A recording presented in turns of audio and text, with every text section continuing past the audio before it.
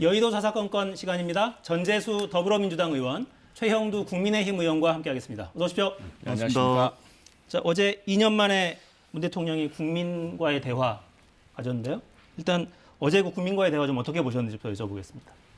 이제 임기가 얼마 남지 않은 대통령이 사실 허심탄회하게 그동안 정책의 문제점, 이로 인한 국민의 고통 이런 것과 공감하는 모습이었으면 좋았을 텐데 뭐 일부 평론가들은 팬미팅 같았다 이런 이야기를 했습니다. 사실은 그게 밑에서 그걸 제작한 사람들은 대통령께 이렇게 한번 모시고 싶겠지만 그러나 국민들이 바라는 모습은 그게 아니었을 겁니다. 더욱이 뭐 나온 것 중에 코로나19 방역 성공은 대통령의 영도력 덕분이라는 이런 낯뜨거운 이야기는 많은 시청자들을 좀 실망시켰던 것 같고요.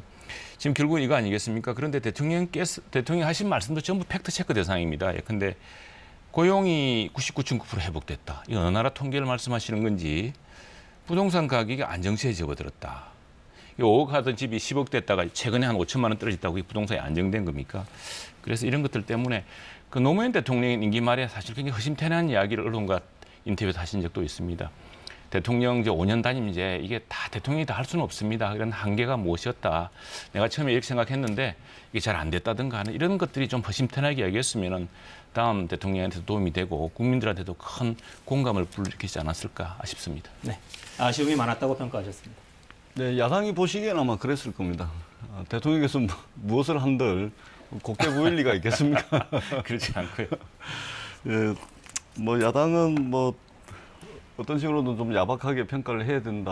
뭐 그런 측면에서 이해를 합니다. 그런데 어떻든 문재인 대통령이 이룩한 성과가 아니고 우리 국민들께서 힘을 합쳐가지고 이룩한 성과에 대해서 이제는 우리 국민들이 좀 자부심을 가져도 될 만한 부분들에 대한 강조가 좀 있었고요. 다만 그것이 문재인 대통령의 입을 통해서 문재인 대통령의 말씀을 통해서 그렇게 표현됐다는 것이고 그 결국은 이제 국민들이 이룩한 성취, 그다음에 국민들께서 고난을 참고 이겨내고 극복해가지고 결국은 이뤄낸 성취에 대해서 이제 대통령께서 말씀을 하셨던 것이고, 그리고 전반적인 분위기가 이제 임기 말, 뭐 임기 초면은 좀 들썩들썩할 텐데 임기 말이다 보니까 좀 차분한 분위기에서 좀 소회도 밝히고 그렇게 차분하게 잘 진행이 됐다 보고, 다만 여당 국회의원으로서 조금 아쉬운 부분이 있다면 부동산 문제에 대해서는 조금 더 명확하게 좀 부족한 부분을 좀 더 명확하게 말씀을 좀 해주셨으면 하는 그런 조금의 아쉬움은 있습니다. 그러나 대통령께서 수차례에 걸쳐서 이제 좀 말씀을 하신 부분도 있고 해서 어제 그 정도로 말씀을 하신 것 같은데, 지금 현재 이제 서울 수도권에 이제 매물이 좀 쌓이고 있습니다. 이것이 전반적인 부동산 가격의 하락이라는 시그널로 나타나고 있는 건지는 조금 더 확인을 해야 됩니다만, 근데 지방 같은 경우는 지금 하락세가 이미 시작이 됐거든요. 그렇기 때문에 이게 급격하게 떨어지는 것도 또 문제입니다. 예, 그렇기 때문에 그 부분에 대해서 대통령께서 조금 더 언급을 해주셨으면 좋지 않았을까 하는 그런 아쉬움은 좀 가지고 있습니다. 네, 부동산 문제는 워낙 여당으로서도 큰 고민이어서 대선 국면이라 좀 아쉬움이 좀 더 컸던 것 같습니다. 현안 이야기로 좀 넘어가 볼까요? 이재명 민주당 대선 후보 선대위 쇄신 결의안을 받고 연일, 성찰, 반성, 혁신 강조하고 있습니다. 영상 보겠습니다.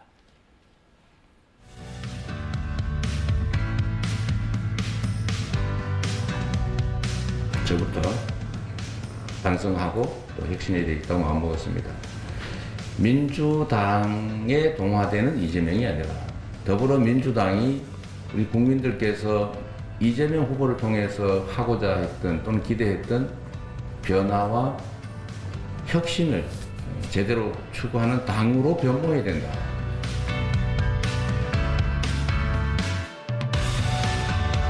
저를 끌어안고 우시는 분도 계셨습니다.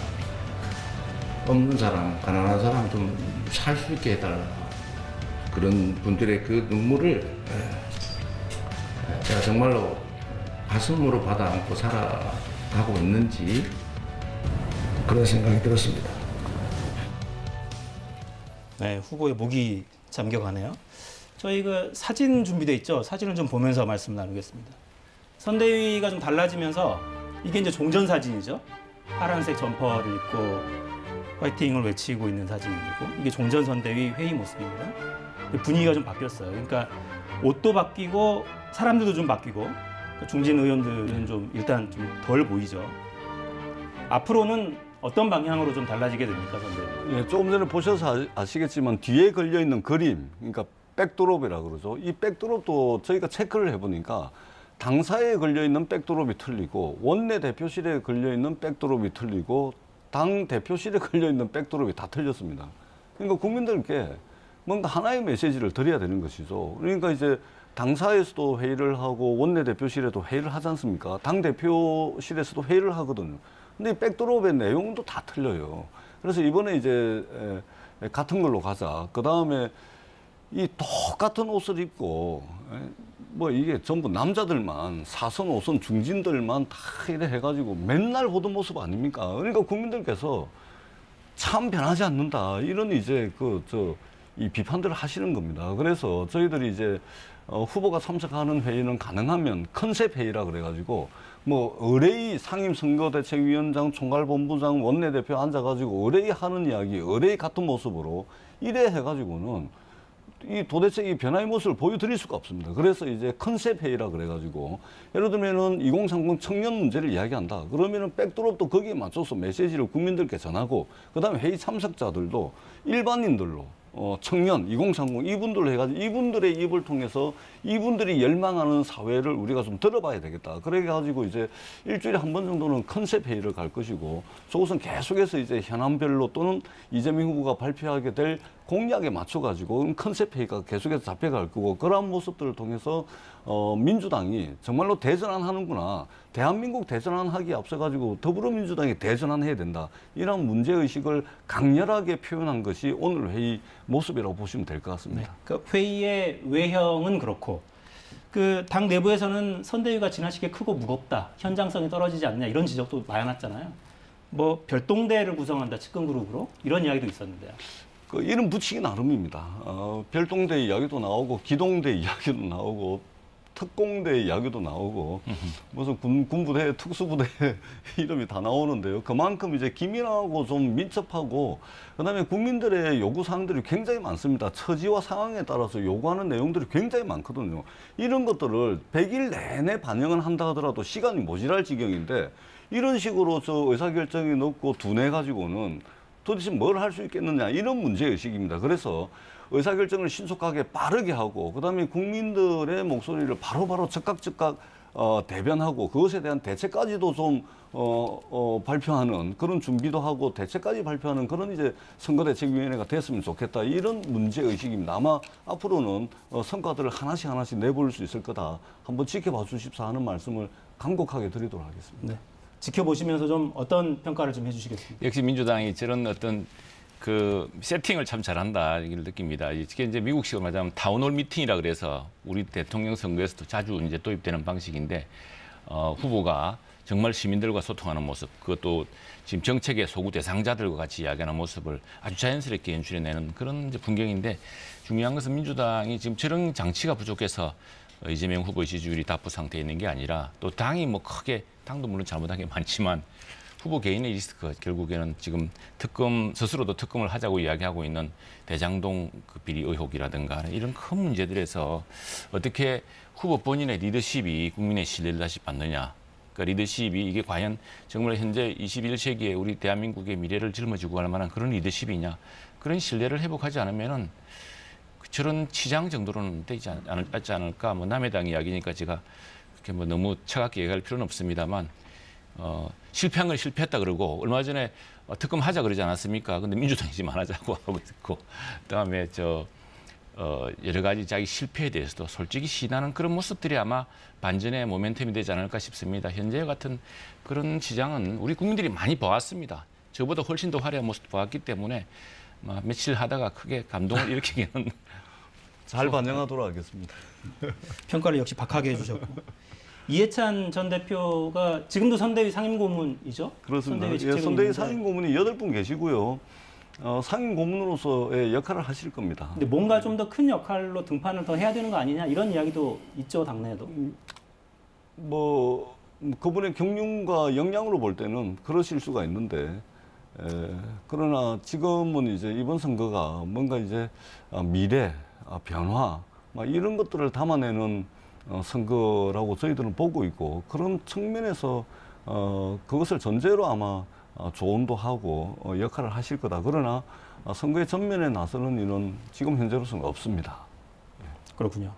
이해찬 등판론은 정치권 주변의 호사가들이 그냥 하는 이야기군요. 그렇습니다. 그러니까 이제 김종인 대표 뭐 이래저래 연일 언론에서 대스특필을 하다 보니까 그러면 민주당 누구냐 이제 이래 되는 거죠. 그러나 꼭 그렇게 뭐 선거라는 게 정치공학적으로 뭐 그렇게 다 되는 것이 아닙니다. 저희들은 뭔가 좀 변화를 담아내는 그런 이제 선거 기조를 찾고 있기 때문에 물론 그렇다 그래서 이해찬 대표가 뭐 변화를 담보하지 못한다 이 말씀은 아니고 다만 역할을 지난번에 이제 하셨고 공식적으로 이제 한 발 물러서나 계시기 때문에 상임 고문으로서의 역할을 아마 다 하실 거다 이렇게 보시면 될 겁니다. 알겠습니다. 이제 후보의 배우자도 공개 활동을 조금씩 늘려가는 듯한 느낌이 있어요. 이 사진 준비되어 있는 걸 좀 볼까요? 자, 이 모습은 어제 그 참배하는 모습이군요. 네, 비석 앞에서 비문을 좀 같이 읽고 있는 그런 모습이고요. 이거는 시장 갔을 때의 모습이고, 뒤에서 이렇게 허리를 안아주고 있군요. 넘어질까봐. 충북의 딸이 왔다 이렇게 강조하기도 했고, 그러니까 보통은 후보자를 강조하면서 충북의 사위가 왔습니다 이렇게 이야기하는데 충북의 딸이 왔다고 현장에서 소개를 하더군요.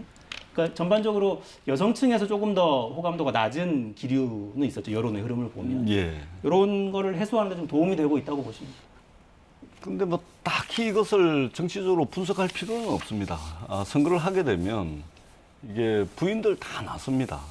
뭐 저도 이제 선거를 여러 차례 했지만 모든 후보의 부인들이 나서는 것은 당연한 것이고, 근데 이것이 뭐 이재명 후보의 취약한 여성 지지도를 끌어올리기 위한 거다 뭐 그렇게 분석은 할 수 있겠습니다만 당연히 이제 부부가 함께 선거운동을 하는 것은 출마한 후보자의 배우자라면 당연한 것으로 그렇게 좀 봐주시면 되고, 최근에 이제 엊그제 이제 저기 가셔가지고도 여러 모습을 보였는데 되게 자연스럽고 또 꾸미지 않아도 되게 이제 자연스럽게 보이고 되게 소탈하고 또 인상도 상당히 괜찮고, 그래서 아마 이재명 후보가 부인은 참 잘 뒀다. 부인 덕을 이번 대선 때 좀 톡톡히 보겠구나. 이런 이야기들이 상당히 많이 듣고 있고, 제 집사람도 몇 차례 이제 이재명 후보 사모님을 뵀다고 그래요. 어떻더노 이렇게 물어보니까 상당히 소탈하고 1시간쯤 됐나 싶어서 얼굴을 봤더니 시계를 봤더니 벌써 4시간이 지나 있더라는 거예요. 그만큼 다양한 주제를 아주 시간 가는 줄 모르고 그런 시간을 보냈다는 이야기도 들었습니다. 상당히 자연스럽고 소탈하고 이재명 후보가 단단히 사모님 덕을 좀 보겠구나 이렇게 평가를 하고 싶습니다. 알겠습니다. 자연스럽게 이 질문이 나올 수밖에 없죠. 예. 윤석열 후보의 부인 김건희 씨는 언제쯤 어떤 모습으로 등장하게 될까요? 배우자 포럼 이야기도 나오더라고요. 어느 시기에는 배우자 포럼은 이제 우리가 왜냐하면 여성표 다음에 가정의 문제 여러 가지 것들을 하기 때문에 사실 우리 의원들 배우자들 모임 같은 이런 연장선상에 나오는 이야기, 당협위원장들 나오는 이야기고, 한 가족 한 사회 이게 모든 기초기 때문에 부부의 그 퍼스트 패밀리라 그러지 않습니까? 미국에서는 그렇긴 한데 그래도 결국에는 대통령이 누구 되느냐? 배우자가 대통령보다 너무 앞서 나가면 그것도 큰 문제입니다. 우리 국민들은 대통령을 뽑는 것이 대통령 배우자를 뽑는 것이 아닙니다. 지금 오늘 윤석열 후보는 TV조선의 글로벌 리더십 포럼에 참석했는데 상당히 중요한 리더십의 문제를 이야기를 했습니다. 과거 우리는 대통령 그러면 뭐 전지전능한 신처럼 거의 제왕적 대통령을 상상했습니다만 오늘 윤석열 후보는 이 과거 같은 일방 소통식 리더십, 변화의 본질을 파악하지 못하는 리더십, 내가 모든 것을 다 할 수 있다는 그런 리더십은 안 하겠다는 굉장히 차별 있는 발언을 했습니다. 이게 말하자면 과거 같은 말 타고 호령하는 이런 이제 리더십이었는데 그게 아니라 나는 지금 대한민국의 국격에 맞는 방향 설정, 연대, 책임, 통합, 국제사회에서 협력, 미래 개척을 하겠다 했고, 메르켈 같은 사실 그쪽은 이제 내각제 아니겠습니까? 그에 준하는 어떤 통합의 리더십, 그래서 정적도 같이 하고 그다음에 경쟁자들도 같이 해서 지금 우리 국가 규모가 1인당 국민소득 3만 불, 인구 5천만 넘는 세계 7개 나라 중에 한 나라입니다. 이런 국격에 맞는 나라, 대통령이 모든 걸 다 알 수가 없습니다. 대통령이 모든 국민들의 그 총알을 모아서 할 수 있는 그런 리더십을 보여주는 게 더 중요한 문제고요. 배우자를 뽑는 것은 그건 지금 뭐 민주당에 아마 지금 배우자가 나오는 또 이유가 있지 않습니까? 최근에 있었던 무슨 해프닝이 있었기 때문에 그걸 또 불식시키기 위한 그런 또 목적도 있고 하니까 아마 윤석열 후보의 배우자도 곧 등장하겠죠. 하고 그 중요한 것은 배우자가 아니라 이건 대통령을 뽑는 선거다. 대통령이 어떤 리더십을 보여주느냐. 과거처럼 내가 모든 것을 다 할 수 있다고 했다가 모든 것을 다 망치는 그런 대통령을 다시는 뽑아서는 안 되겠습니다. 제가 한 말씀 드려도 되겠습니까? 예. 대통령을 뽑는 것이 뽑는 선거지 대통령 배우자를 뽑는 선거는 아니다. 전적으로 동의합니다. 맞는 말씀입니다. 그런데 우리가 한 가지는 좀 짚고 넘어가야 될 것이 국회의원이든 또는 뭐 서울시장이든 부산시장이든 또는 뭐 어디 구청장이든 뭐 이런 분들의 배우자들은 이 배우자들을 위해서 그 조직 안에 별도의 조직을 두거나 또는 인력과 예산을 지원하지 않습니다.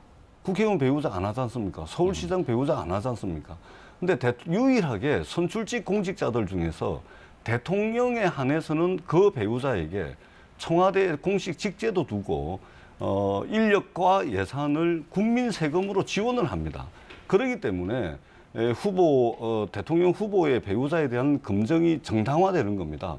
국민들의 세금이 투입이 안 되면은 그렇게 할 필요 없겠죠. 근데 국민 세금이 투입이 되고 또 영부인의 영역이 있습니다. 그렇기 때문에 이제 검증 이야기가 나오는 것이고 또 하나는 전지전능한 대통령, 그래서 모든 것을 다 책임지고 모든 것을 결정하는 시대를 종식하겠다. 맞는 말씀입니다. 그렇게 돼야 됩니다. 그리고 뭐 대선 후보가 무슨 뭐 네이버 지식인 검색하면 모든 것이 다 나오는 것은 그렇지가 않죠. 그런 측면에서 맞는 말씀입니다. 그런데 윤석열 후보께서 저런 말씀을 하시니까 이게 실력 차이를 이제 인정하는 듯한 이런 걸로 이제 들립니다. 실력이 없으니까 결국은 위임 정치 이야기하다가 전두환 이제 찬양 발언까지 나왔던 거 아닙니까? 적어도 위임 정치를 하더라도 우리 사회와 자연과 또는 이 세계에 대해서 기본적으로 철학이라든지 어떤 뚜렷한 주관 이런 것들을 가지고 있어야 되겠죠. 그런 측면에서 이제 이재명 후보와 대비돼 가지고 추진력이 이재명 후보가 좋다 그러니까 자기는 이제 그것과 반대되는 그런 프레임을 좀 이제 설정하는 것이 아닌가 그런 이제 아쉬움이 좀 있다는 말씀을 드리겠습니다. 그 점은 좀 반박을 해야겠네요. 근데 사실은 지금 우리가 바라는 대통령 리더십, 이런 우리나라 대통령제는 전 세계에 없는 대통령제입니다. 미국 대통령도 이렇게 강하지가 않습니다. 국회 견제도 받지 않고 뭐 모든 것을 다 할 수 있거든요. 그리고 5년 만에 단임 끝내면서 거의 나라를 한번 거들내고 갑니다. 이제 이런 식은 더 이상 되풀이해서는 안 되고요. 우리는 윤석열 후보나 또 이 후보한테 기대하는 것은 자기가 다 할 수 있다 생각하는 것. 아니 불교부 단체. 그러니까 이 개발 이익이 충분히 많아가지고 얼마든지 그 성남 시민들한테 많은 것을 제공할 수 있던 그 지방자치단체였던 경험 가지고서 대한민국을 이끌 수 있다는 생각을 하면 큰 오산이고요.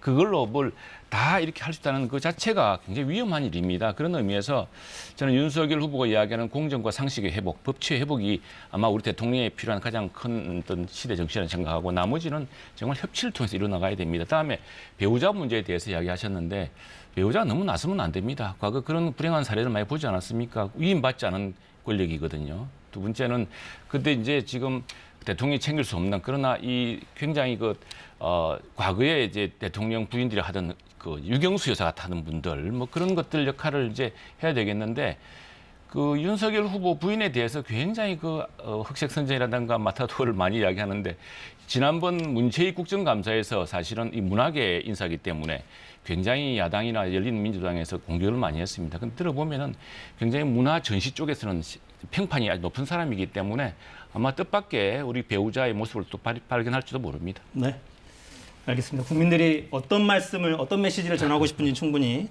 들으셨을 거라고 생각합니다. 국민의힘 이야기로 넘어가 보죠. 국민의힘 대선 후보가 확정된 게 5일이었죠. 그러니까 거의 20일이 다 돼가는데 선대위 구성 진통을 거듭하고 있습니다. 오늘 나온 발언들 듣고 이어가겠습니다. 선대위에 관련해서 상임위원장 두 분하고 당 수석 대변인인 우리 이양수 대변인을 선대위 대변인으로 임명하는 그 안만 오늘 최고위에 부의해서 협의 절차를 거쳤습니다. 그래서 저도 잘 모르겠는데 하여튼 어제 제가 말씀을 다 드렸는데 오늘 총괄 선대위원장으로 부의하는 부분에 대해서는 하루 이틀만 조금 시간을 좀 더 달라고 하셨기 때문에 그래서 오늘은 상임위원장 두 분만 여러분께서 취재를 해보십시오. 저도 뭐 정확하게는 모르겠습니다. 네. 김종인 위원장, 그러니까 합의가 거의 된 것처럼 어제는 이야기가 나왔다가 시간을 좀 더 달라고 했어요. 참여를 하긴 하는 거겠죠? 이제 정치가 또 생물이기 때문에 한 논의를 지켜봐야죠. 또 김종인 전 비대위원장도 주장이 또 강한 분이고 해서 그런 주장을 다시 좀 더 논의하는 그런 시간이 좀 필요한 것 같습니다. 필요한데 당 입장에서 볼 때는 여러 가지 경륜이나 정책, 저분들이 단순히 뭐 고집이 센 분이다 이런 것 때문에 우리가 영입하려고 하지는 않지 않습니까? 경륜, 여러 정부를 거치면서 어떤 정책의 큰 핵심을 파악하고 또 관철시킬 수 있는 능력 같은 걸 봤기 때문에 지금 저희들이 세 분을 나란히 아마 후보가 영입하려고 했던 것 같습니다. 근데 거기에 대해서 뭐 우리 이미 세간에 알려진 대로 언론 보도가 난 대로 바뀌었지는 모르겠지만 그런 문제 조금 논의와 조정이 필요한 듯합니다. 당내에서는 어떻습니까? 김종인 위원장이 합류하지 않더라도 일단 선대위를 개문발차시킨다. 그래도 괜찮은 것 아니냐 이런 논의도 좀 있습니까? 그런 생각하시는 분들도 있겠고 또 가급적이면 큰 당초의 그림대로 가는 게 좋겠다고 생각하시는 분도 있을 테고 아직까지 논의가 완전히 마무리된 거라고는 생각하지 않습니다. 아직 논의가 마무리되지 않았다. 핵심적인 쟁점은 어디 있다고 봐야 될까요? 저희도 뭐 언론밖에 못 봤기 때문에 아마 후보하고 그다음에 전대위원장, 김종인 비대위원장하고 마지막 한 번 더 이야기가 남았지 않았나 싶습니다. 네. 보시면서 어떤 생각이 좀 드셨습니까? 그러니까 윤석열 후보께서 김종인, 김한길, 김병준 이 세 분을 국민들께 내모임으로 해서 뭔가 던지는 메시지가 있을 겁니다. 저도 곰곰이 생각을 해봤는데요. 결국은 통합 뭐 이런 메시지 아니겠습니까? 그리고 정치적으로 보자면 문재인 정부와 민주당에 반대하는 모든 정치 세력을 이제 끌어모아서 이제 세력을 결집해서 이제 정권 교체하겠다 이런 의미일 텐데요. 그럼에도 불구하고 저는 조금 아쉬움은 있습니다. 왜냐하면은 김종인 위원장 1940년생이시고요. 1981년도에 국회의원을 처음 하십니다. 1981년, 40년 전입니다. 김한길 위원장님 같은 경우는 1953년생이고요. 1999년도에 김대중 정부에서 청와대 수석을 합니다. 1999년입니다. 김병준 위원장은요, 1954년생인데요. 노무현 정부 때 청와대에서 2004년도입니다. 2004년도에 청와대 정책실장을 합니다. 국민들께서 정치권을 향해서 가장 큰 불만이 뭐냐면 참 변하지 않는다. 참 안 변한다. 이것이 국민들께서 정치권에 보내는 가장 큰 불만 중에 하나입니다. 저는 이분들의 역량이 뭐 평가할 부분이 있다고 생각을 합니다. 그러나 아무리 평가할 부분이 있다 하더라도 이 변화하는 세계 그리고 이 참 변하지 않는다라는 국민들의 비판을 과연 이분들로서 넘어설 수 있을 것인가. 넘어서 가지고 윤석열 후보께서 바라는 통합의 메시지가 국민들에게 과연 먹힐 것인가. 저는 상당히 좀 의문스럽다. 이제 이런 생각이 듭니다. 기왕에 삼김 선대위라 그러던데요. 삼김 하면은 좀 부정적 의미가 있지 않습니까? 청산돼야 될 구태 정치 뭐 이런 건데 그런 선대위 아마 네이밍도 새로 한번 재검토를 한번 해볼 필요도 있을 것 같고 기왕에 출범을 했으니까 이번 대선이 정책 선거가 될 수 있도록 그분들의 역량이 잘 발휘될 수 있도록 그렇게 기대를 하겠습니다.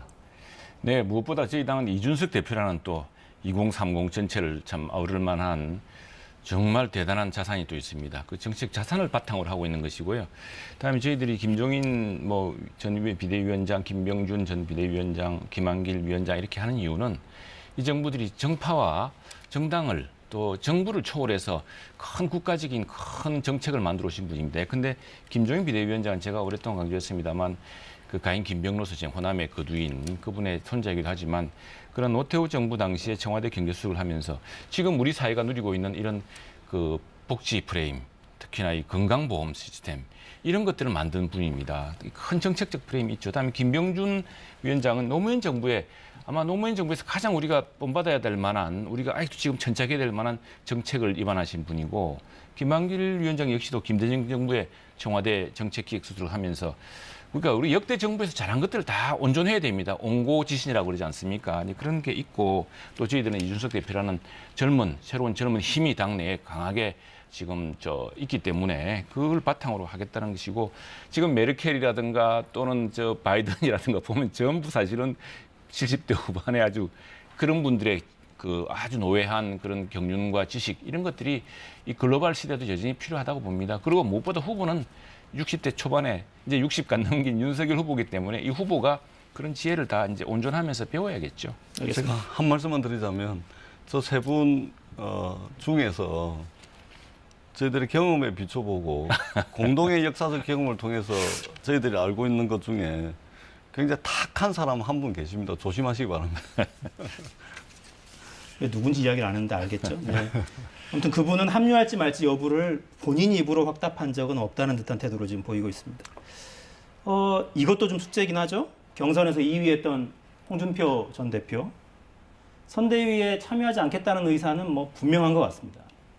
여러 차례 강요하지 말라고까지 표현을 했고, 그 청년들이 놀 수 청년의 꿈 저 플랫폼에 이런 댓글도 남겼군요. 윤석열 후보와 김종인 전 비대위원장이 김병준, 김한길 이 두 분 합의했다는데 이렇게 글을 남기니까 제가 읽진 않겠습니다. 원팀을 이루는 것도 사실 선거 치르기 전에는 꽤 큰 과제죠. 그러니까 통상 이렇게 선출된 후보가 낙선자를 찾아가서 만나기도 하고 도와달라고 손을 잡기도 하고 이런 모습을 좀 많이 봐왔는데 이번엔 일단 아직까지는 그런 모습 못 보고 있습니다. 어떻습니까? 그러니까 이제 이것도 받아들일 준비가 또 돼 있어야 되고 또 마음의 준비도 돼 있어야 되고 또 그리고 홍준표 전 대표는 백의종군도 돕는 건데 굳이 나를 이렇게 어디 자리에 해서 억지 춘향으로 이렇게 하는 것도 맞지 않다라고 또 입장을 밝히고 있기 때문에 좀 시간이 필요한 것 같습니다. 그리고 또 하나 이제 우리 정치가 특히 우리 당이 좀 새롭게 노력해야 될 이런 2030을 향한 거대한 이 항해를 시작했다는 점은 또 우리가 또 높이 또 평가해야 될 부분도 있고 이런 말씀을 하셨어요. 한 지지자가 윤 후보에 대한 발언은 부디 줄여주셨으면 하는 바람이 있다 지적하자 알겠다라고 답변했다고 하니까 근데 사람들이 뭘 원하는지 또 우리 홍준표 대표가 당을 위해서 무슨 일을 해야 될지 아마 서서히 찾아 나가실 겁니다. 당에 해가 되는 방향으로는 가지 않았으면 하는 이제 바람이 있는 거죠. 예, 나중에 뭐 대선전이 본격화되면 아마 홍준표 후보도 돕지 않겠나 이렇게 예상은 해봅니다. 근데 이제 이게 윤석열 후보가 함께 경쟁했던 사람들 중에 이게 패자를 대하는 모습이 좀 아쉬운 측면이 있죠.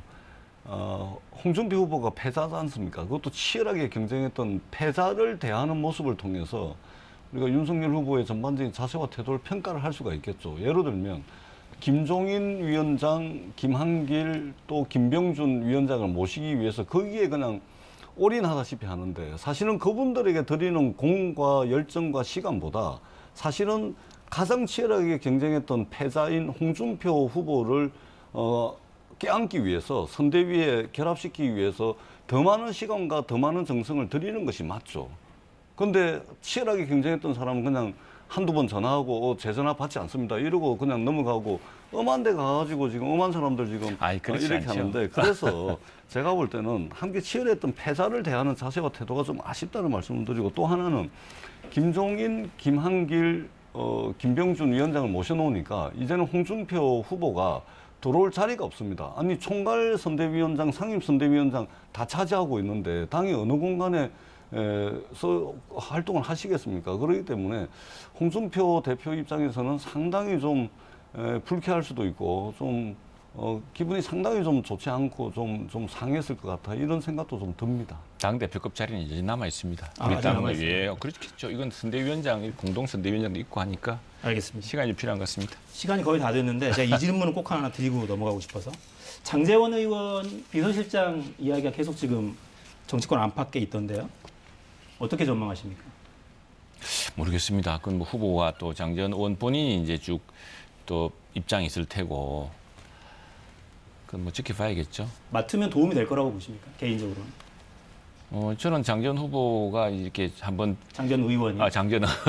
장제원 의원이 한번 무슨 발표하는 걸 지켜본 적이 굉장히 인상적이었습니다. 굉장히 또 대학교를 하셨죠? 집안에 동수대학교. 예, 맞습니다. 예.